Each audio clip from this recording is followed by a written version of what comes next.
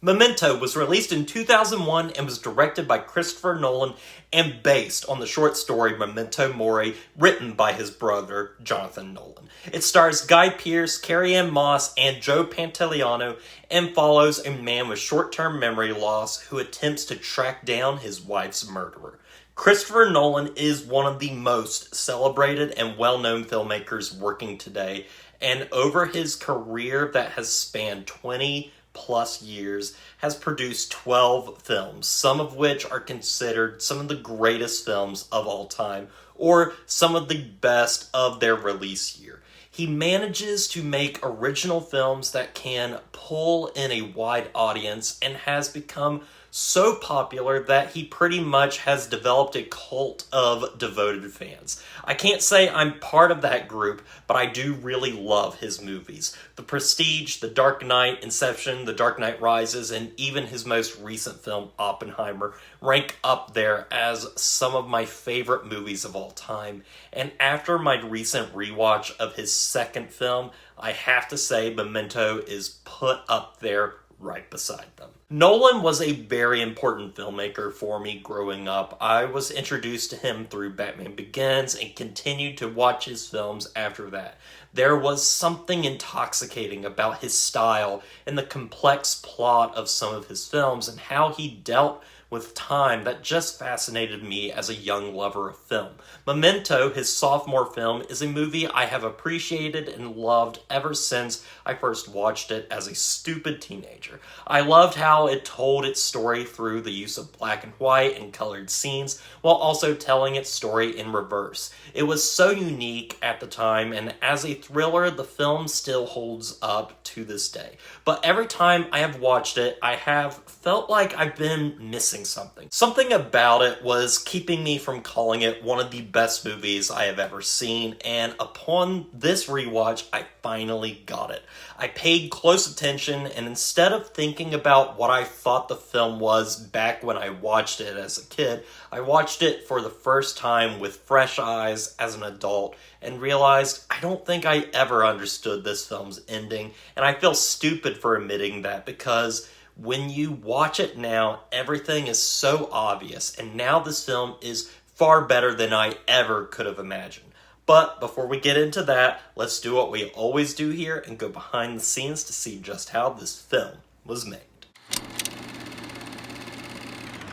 Memento started out as a pitch between brother Jonathan and Christopher Nolan during a cross-country road trip from Chicago to Los Angeles.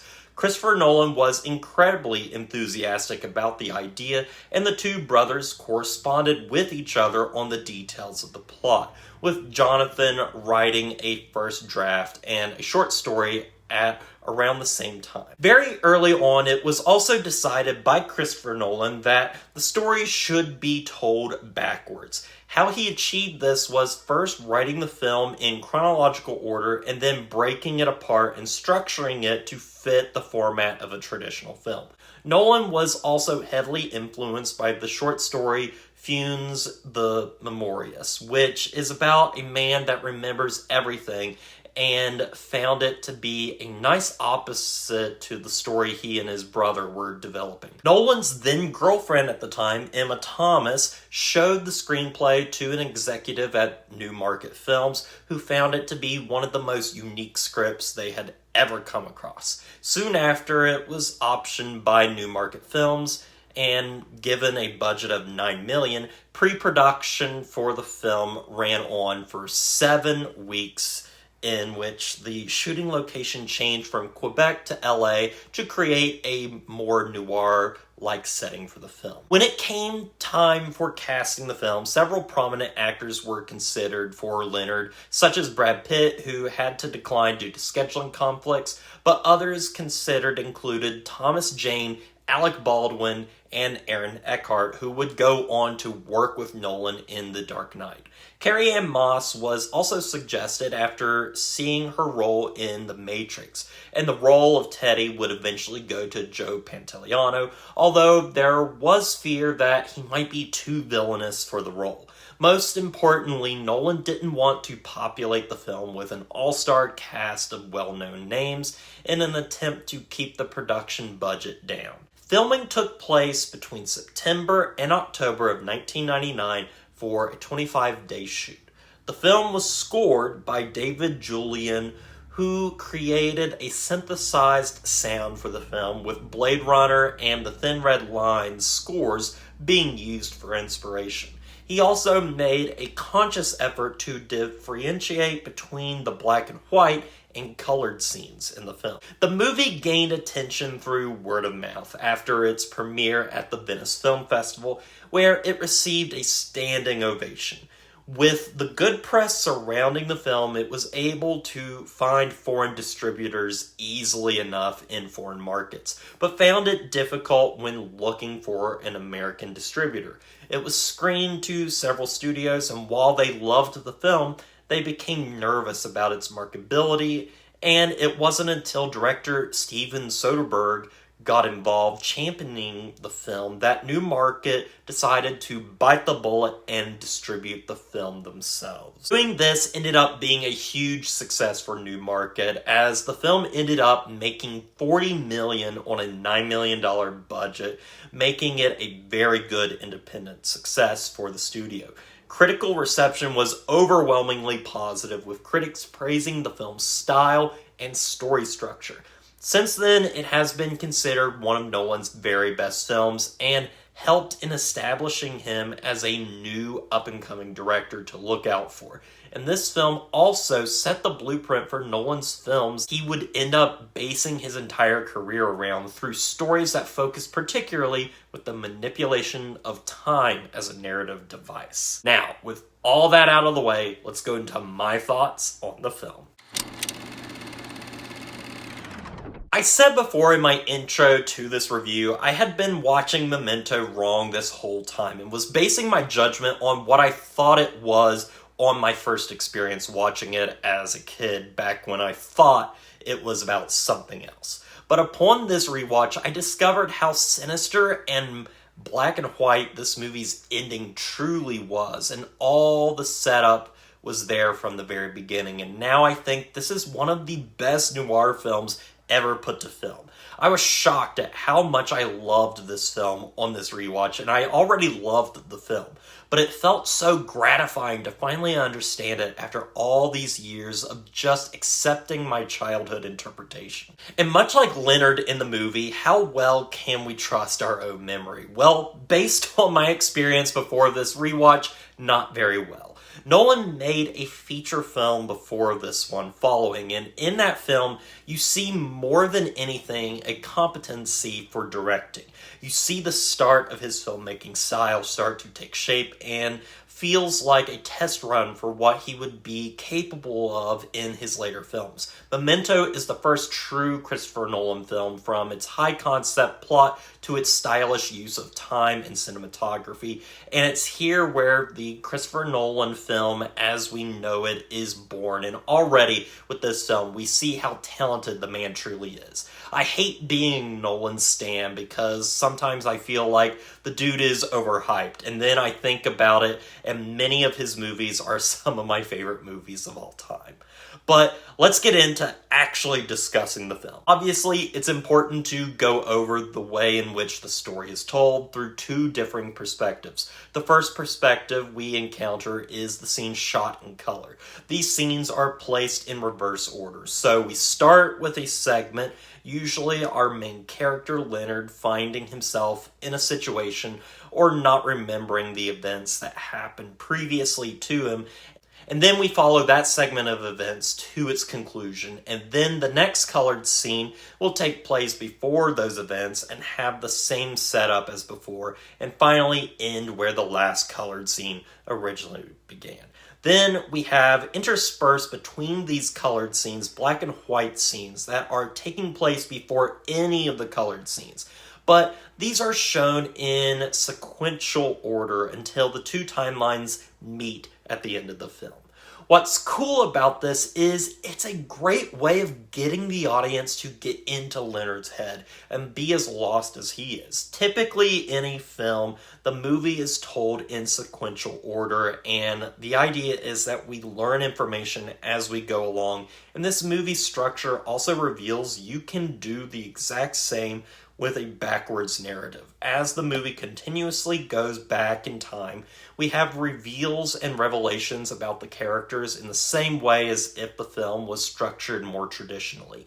The colored scenes serve as our main narrative, while the black and white scenes serve as a subplot that informs the main narrative. And it's both brilliant and also doesn't do anything new. I think there's a stigma with Nolan's films that they are overly complex and unlike many other films, which in a sense is true. Nobody plays with time better than Nolan, but if you look closely at his films, even when they go backwards and forwards, they still behave like a traditional narrative film. Yeah, the film is in reverse, but you're still getting all the information you need to understand the film based on the tried and true three-act structure. It's the way he tells his story that makes it feel like something completely different, which, good on him.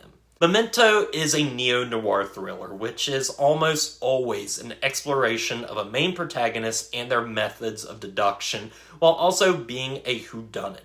But the way the film is structured and the way the film begins with Leonard killing Teddy, deducing that he is his wife's killer, the film shifts away from who did it to why does Leonard think Teddy did it? Which is a far more interesting question to ask, and it makes many of the characters in the film, including Leonard himself, unreliable. I want to also go into some of the performances, in particular Guy Pearce and Joe Pantoliano.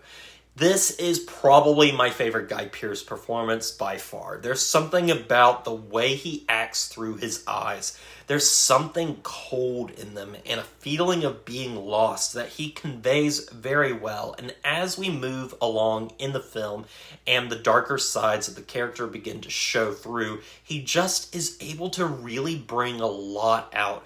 And how he works off of Joe Pantoliano, they just end up making a very unlikely duo in the best way possible. Joe Pantoliano is also great in this. Teddy can be very likable simply because of Pantoliano's fun and jokey performance. But we also get a sense there's a dark side to him, and the film already paints a horrible picture of him from the beginning, as we are meant to believe Teddy is Leonard's wife's killer. So we're very distrusting of him throughout the film, which allows us to be even more on Leonard's side. I just love how these characters are handled, and the performances are so good in this as well. But props must be given to Stephen Tobolowsky, who this time around might be my favorite character in the film. He plays the role of Sammy Jenkins, a minor character in the film, but one that is so important to the film if you want to understand it. We learn through the black and white scenes that Leonard was once an insurance investigator, and Sammy Jenkins was a man who ended up having the same type of short-term memory loss as Leonard ends up having. They perform tests on him to see if Sammy's condition is mental or physical, and the whole affair puts so much strain on Sammy, and especially his wife, and there's this horrifying scene where Sammy's wife tries to test him by having him give her insulin multiple times, but each time he does it, he can't remember giving it to her previously, and she slips into a coma. It's absolutely tragic. Leonard doesn't know what Sammy was truly going through until he's in the situation himself, but also believes he has it figured out better than Sammy ever did by having a system put in place so he won't get confused. The movie really comes to a head during the third act, where we get some of the major twists that completely change the narrative of the film into something much more sinister. The film ends at the midpoint of the narrative, where we learn the possible truth that Teddy was a cop assigned to Leonard's wife's case and helped him in getting revenge by hunting down and killing the guy who did it. And since then, Teddy has simply been helping Leonard find the guy he already killed to make Leonard find some sort of peace, because despite possibly getting his revenge on the actual killers months before, the memory simply didn't stick. This is already tragic enough, but on top of that, we are hit with a trope of many noir films, the unreliable narrator. Teddy reveals that Leonard's memory might not be all it's cracked up to be, as it's revealed Sammy Jenkins didn't have a wife with diabetes, and Leonard has been confusing that story with his own. There's also implications hidden throughout that Leonard himself is a liar and may have even killed his own wife. But I don't know how much I buy into that, even with the information we have in the film. Regardless, the film ends with Leonard marking Teddy as his next target in a cycle of killing that might never end, as Leonard is aware that Teddy might not be the guy he's looking for, but he's going to do it anyway. It's a dark and twisted ending to a movie that makes you really rethink everything you thought you knew about the character from the start of the film. And I can't believe I never understood this ending until now, or ignored some of the finer details. It's a fascinating ending that leaves a lot to process, and how memory is so unreliable, and Leonard almost willingly has put himself in a perpetual purgatory, destined to search for his wife's killer forever.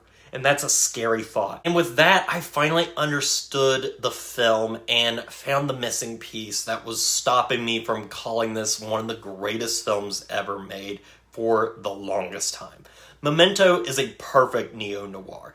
Its story is told in a fragmented way that is still easy to understand and just puts a new spin on a formula that has become a bit tired. This brought life back into its amazing genre and left me with memorable characters, a style that would only improve with Nolan's other films, and it left me with something to really ponder over in regards to memory. This movie is fantastic. The performances are also well worth the watch, with some career best work from Guy Pearce in particular. So, with all that said, I'm going to give Memento a 9 out of 10. If you haven't seen Memento, I highly recommend you check it out and really pay attention to every piece of dialogue, every frame, every clue, because there's a lot to glean from this movie. And if you're like me and haven't fully understood the actual importance of the narrative for so long, rewatch it, and I promise you will be rewarded. This is one I always think about, but now I'm going to be thinking about it a whole lot more. This is still one of Nolan's best to date and truly will stand the test of time, as it's already proven. But what do you think of Memento? Let me know, and as always, don't forget to like, comment, and subscribe to the channel, and stay positive.